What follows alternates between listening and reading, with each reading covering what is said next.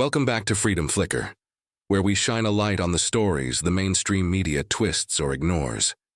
Today, we're talking about a bombshell moment that's shaking the Middle East.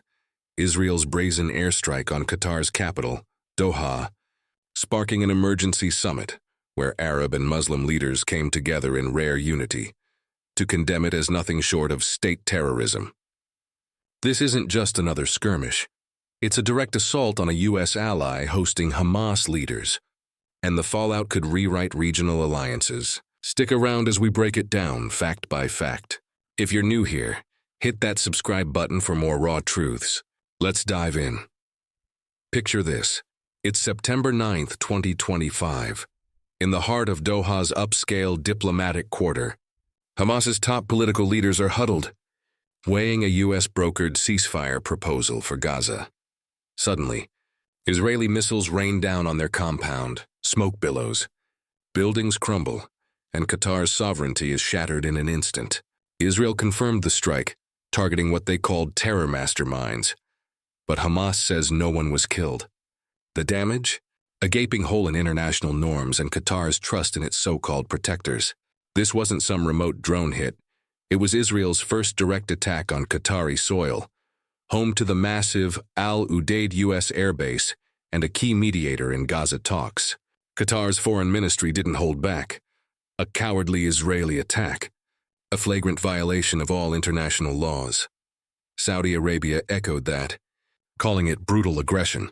Even the UAE, often cozy with Israel via the Abraham Accords, denounced it as treacherous, and the UN, Secretary General Antonio Guterres labeled it a flagrant violation of Qatar's territorial integrity. The world was watching and raging. Fast forward to September 15th. Qatar hosts the Emergency Arab Islamic Summit at the swanky Sheraton Grand Doha Resort. Leaders from across the Arab League and Organization of Islamic Cooperation pack the room. Think Crown Prince Mohammed bin Salman of Saudi Arabia rubbing shoulders with Iran's President Masoud Pezeshkian. A sight as rare as a desert snowstorm. Turkey's Recep Tayyip Erdogan blasts it as escalating Israeli aggression, threatening the entire region. Egypt's Abdel Fattah el-Sisi warns of a dangerous precedent, turning the Middle East into a zone of normalized attacks. Qatar's Emir Sheikh Tamim bin Hamad Al Thani opens the mic. This aggression proves Israel's threat knows no borders. The final communiqué? A fiery call to review diplomatic and economic relations with Israel, pursue legal proceedings, and take all possible legal and effective measures to stop the genocide and ethnic cleansing in Gaza. But here's the kicker. It's non-binding. Arab League's Hassam Zaki admits it's just an open door for action, not a slam-dunk commitment. Still, the symbolism, massive. For the 5th anniversary of the Abraham Accords, this summit screams, normalization is on thin ice. And the vibes? Pure solidarity. Qatar's PM Sheikh Mohammed bin Abdul Rahman praises the broad Arab and Islamic support for legitimate legal measures to preserve our sovereignty. Leaders like Jordan's King Abdullah II urge practical decisions to confront Israel's extremist government.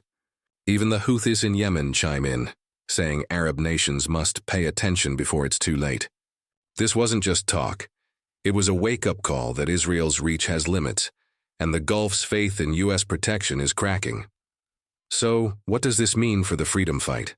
On one hand, it's a win for unity. Saudi-Iran handshakes signal a potential anti-Israel bloc that could pressure Washington. Qatar's eyeing legal action against Netanyahu himself, and countries like Canada are evaluating ties with Israel. But the flip side? No concrete boycotts yet, and the Gaza ceasefire talks sidelined, with hostages' families in Israel voicing deep fear. This dooms their loved ones. Broader picture. This strike exposes the hypocrisy. Qatar hosts U.S. troops and mediates for peace, yet gets bombed by a U.S. ally.